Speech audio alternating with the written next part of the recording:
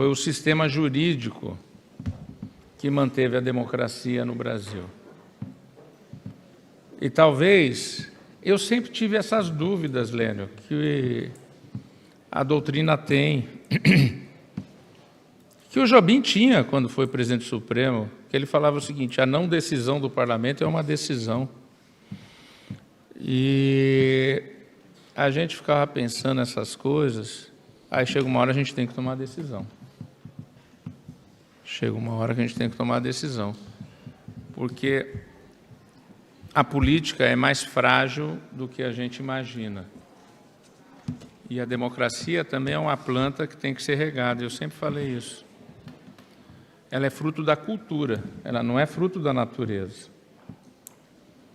Aquilo que é fruto da natureza ninguém tira, ninguém desmorona. A gente não tem domínio. Estamos assistindo isso, inclusive a tragédia no Rio Grande do Sul, seja por obra humana também, seja por obra da natureza. A natureza, a força da natureza é maior do que todos nós. E nós só temos uma maneira de vencer a força da natureza, é a força da cultura, da civilidade, do racionalismo, da educação. Não é a força bruta.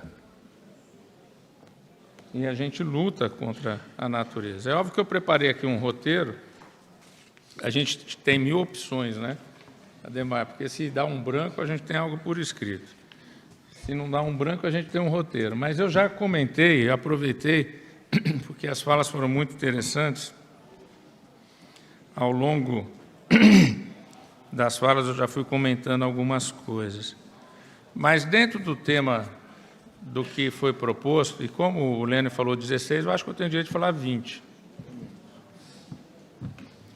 Não entendi por que os 4. Porque, para responder aos seus argumentos e aos dos colegas, tem que ter um tempinho a mais. Mas é o seguinte, vamos ser muito claros e pragmáticos. Como dizia Luiz Werneck Viana, aliás, crítico da Lava Jato desde o seu nascedouro.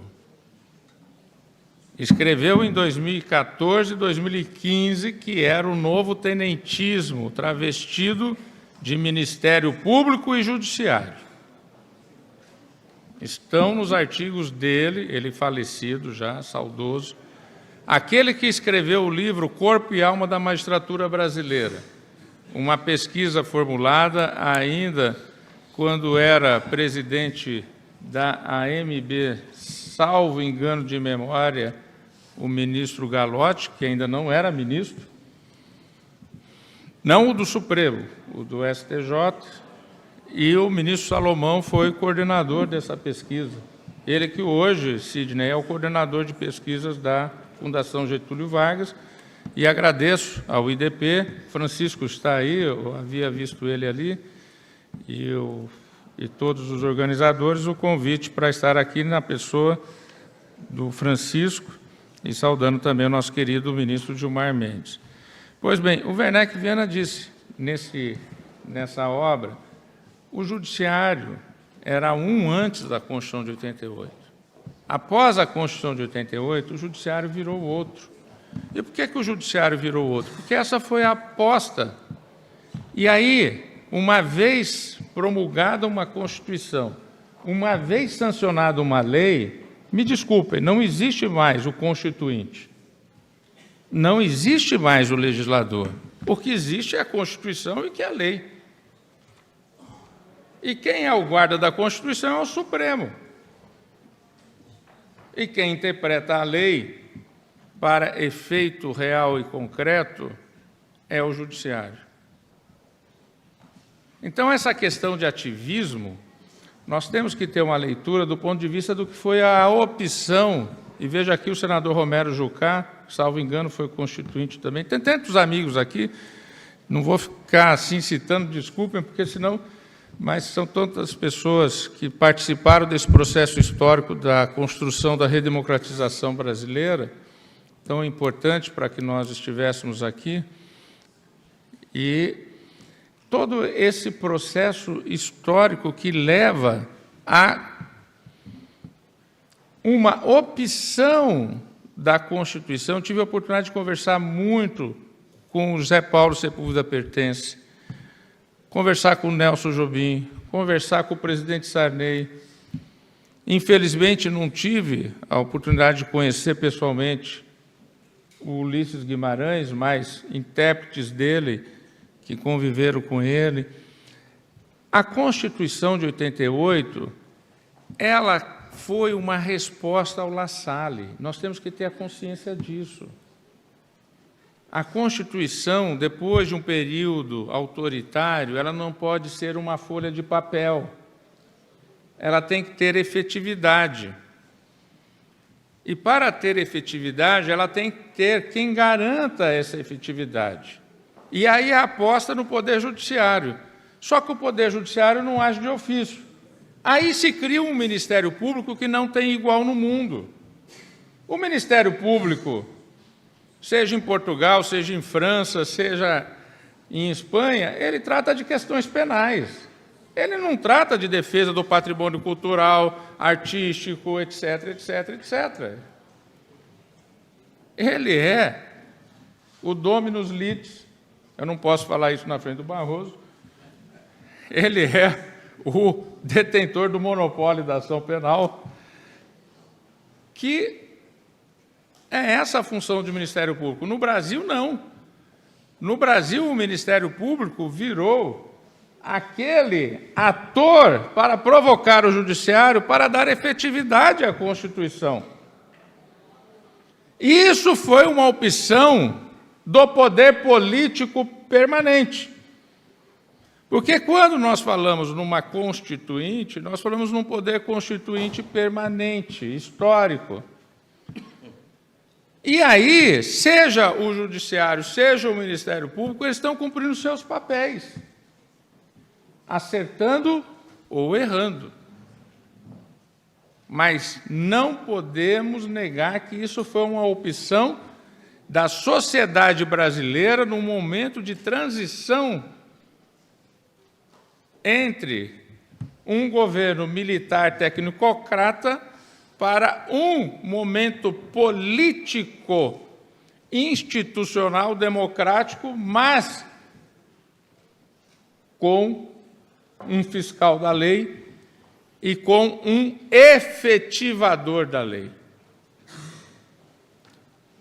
E aí, como ele é o presidente supremo, eu tenho que elogiar, mas nunca esqueço, porque eu sempre fui um fã do ponto de vista da teoria privada da existência, da validade e da eficácia, que vem lá de Pontes de Miranda, que eu aprendi com o meu professor de Direito Privado, Antônio Junqueira de Azevedo, e que, de uma maneira muito inteligente, o então professor de Direito Constitucional da UERJ defendeu uma tese que era a validade, a existência, a validade, a eficácia e a efetividade.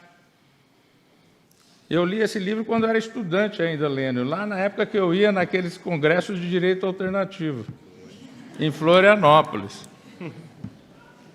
que quase todo mundo excomunga hoje. Mas eu assumo que eu fui.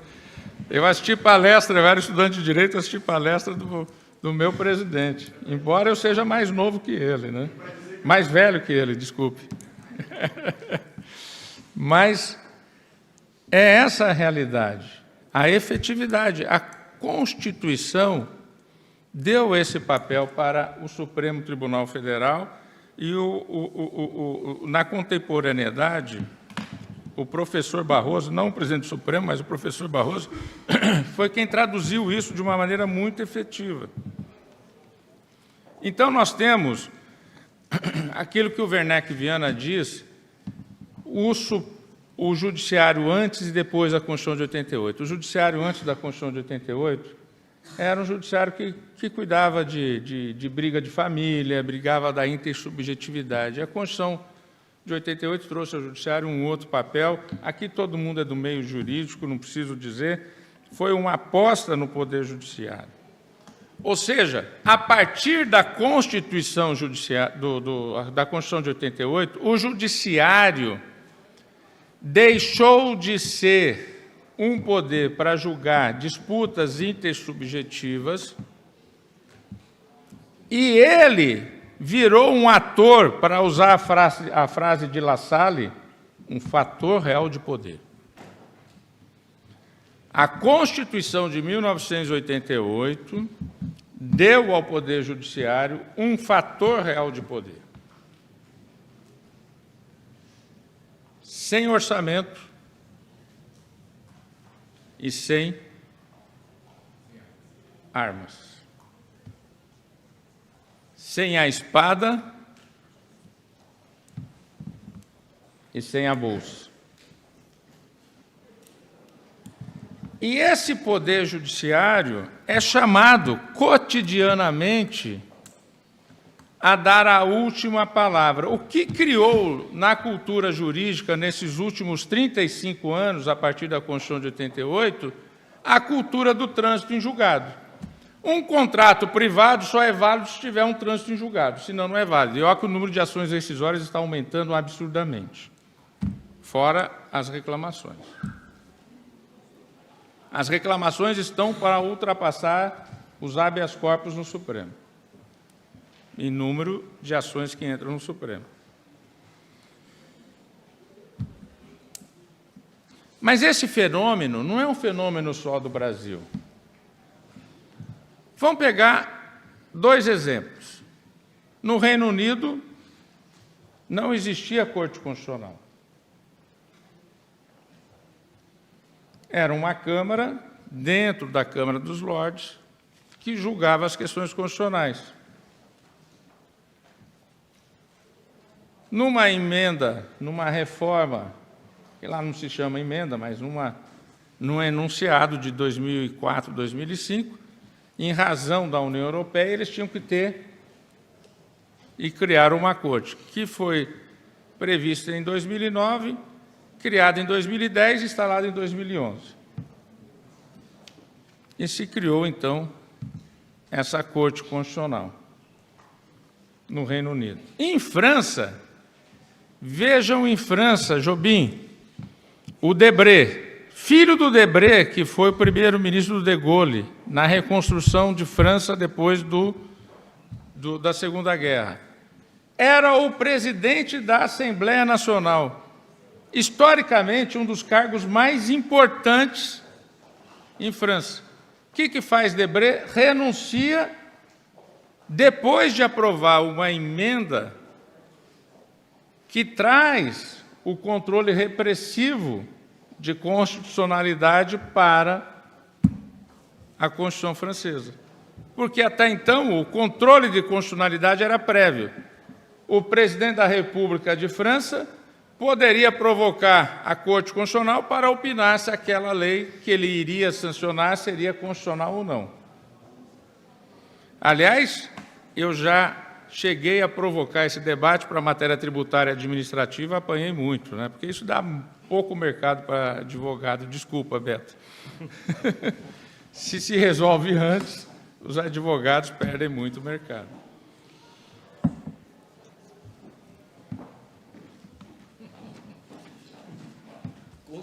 Não deu nem 2 minutos, você me roubou o tempo. Não falei nem 2 minutos, precisamos finalizar o painel. Conspiração. Mas vejam,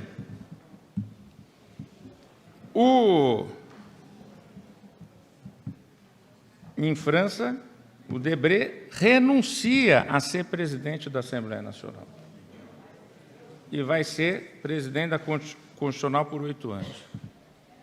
Quem o substitui? Alain Juppé. Quem era Alain Juppé? Ministro das Relações Exteriores de França, presidente do Conselho de Estado e presidente do Clima da ONU. Tinha acabado de fazer a Convenção Mundial em 2014 para o clima. Ele renuncia para virar o quê? presidente da Corte Constitucional Francesa. Ou seja, não há como negar, há um deslocamento de poder em razão da globalização. E aqui não vamos fechar os olhos para a realidade. O que ocorre?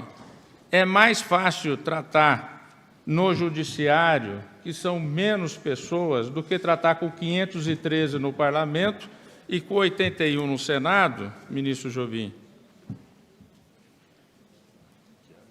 Porque aquilo que é enunciado pelo Legislativo não é aquilo que vai ser concretizado. O que vai ser concretizado são os precedentes, seja da interpretação legal por parte de Tribunal Superior do Trabalho, seja da interpretação infralegal por parte do Superior Tribunal de Justiça, Ademar. Professor Pedro, me desculpe de falar muito do Brasil, mas aqui o grande público é todo brasileiro. Seja do ponto de vista constitucional, por parte do Supremo Tribunal Federal. E essa é a cultura do trânsito em julgado. Nós criamos uma cultura de trânsito em julgado. E aí, se tudo vai parar no judiciário, Noronha, é uma falência das instituições da sociedade. Eu sempre reitero isso. Que não resolve os seus problemas. Que não decidem os seus dramas. Só que a nossa Constituição é uma Constituição afirmativa e que ela deu instrumentos não só ao Ministério Público, mas à sociedade como um todo e aos partidos políticos para provocar o Judiciário. Eu vou procurar aqui resumir, me pedindo, presidente, se eu tenho mais 5 minutos, pelo menos.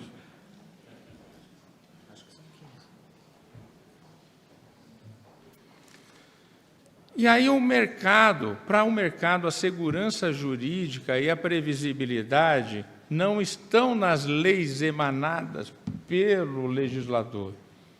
Para o mercado, para os trabalhadores, para toda a sociedade, a segurança jurídica não está nas regulações das agências reguladoras. Ela está, a segurança jurídica, Carlos Vinícius, naquilo que é uma decisão da Justiça. Se não tiver uma decisão da Justiça, não há segurança jurídica. E isso é um equívoco da nossa sociedade.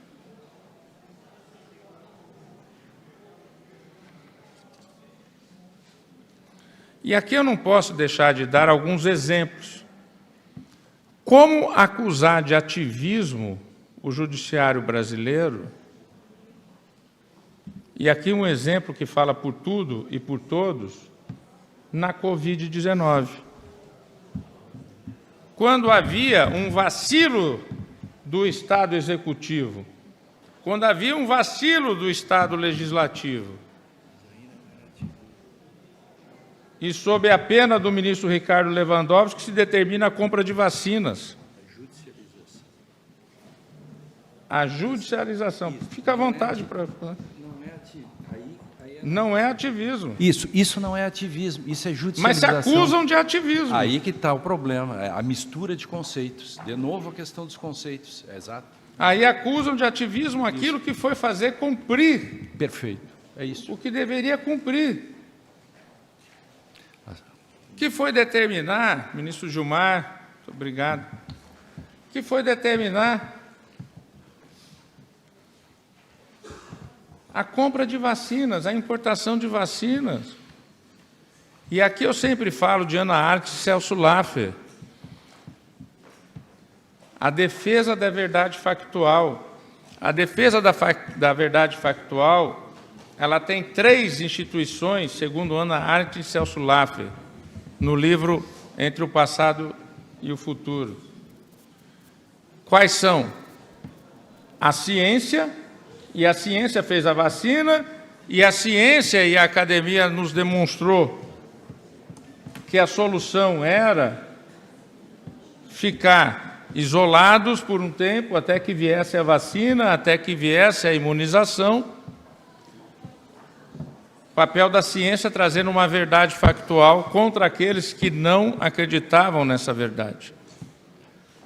A imprensa séria divulgando para a sociedade, essa realidade. E a magistratura fazendo com que a verdade factual fosse efetivada. Isso está nesse livro de 50 anos atrás, de Hannah Arendt, com prefácio de Celso Laff. Quem defende a verdade factual, no mundo atual, eles estão falando em 1972, é a magistratura, a ciência e a imprensa séria. E aqui, presidente de mesa e presidente da Ordem dos Advogados do Brasil, a maior instituição de advogados do mundo, quando eu falo da magistratura, podem ler que é o sistema de justiça, porque quando eu fui presidente do Supremo do CNJ, eu sempre falava do sistema de justiça. O sistema de justiça não é só a magistratura, que a magistratura não age de ofício. A magistratura é os juízes, seus tribunais, a advocacia privada e pública, o Ministério Público e a Defensoria. Esse é o sistema de justiça. Se não fossem as provocações que nos chegaram, como lembrou o professor Lênio, não teríamos esse debate colocado no Supremo. E, aliás, o professor Lênio, como parecerista de várias... Por favor, deixa eu ganhar um tempo aqui e tomar uma água.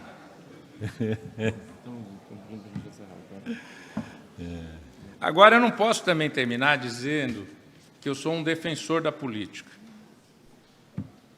A política, ela foi vilipendiada nos últimos 10, 15 anos.